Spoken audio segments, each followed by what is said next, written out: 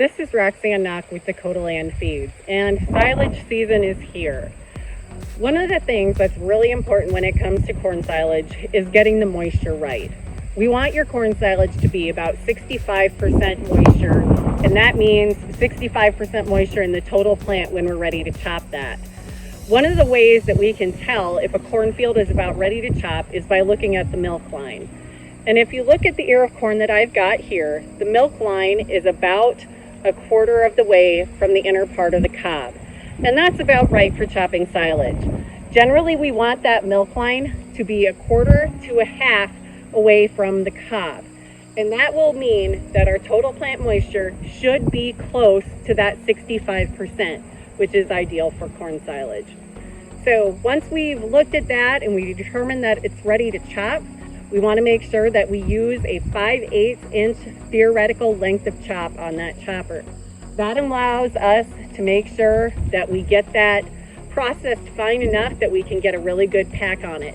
If you've got a kernel processor on the chopper, we definitely want to use that because that's going to help us break up that outer part of the kernel, break up those large pieces of cob, and really get some good digestibility out of that forage.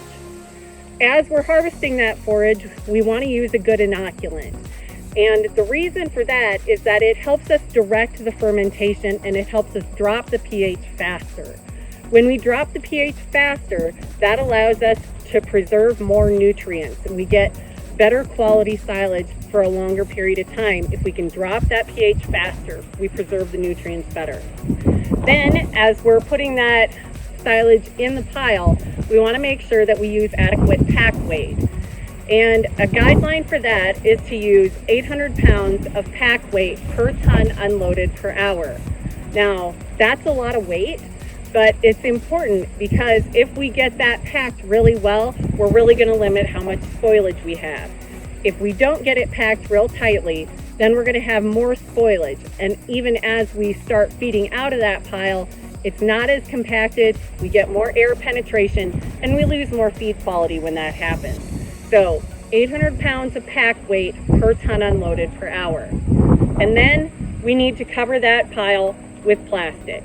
Unfortunately, there's not a good alternative to plastic. SDSU research has even shown that sometimes that if you apply syrup to the top of a silage pile, that's actually just as bad as no cover, if not slightly worse.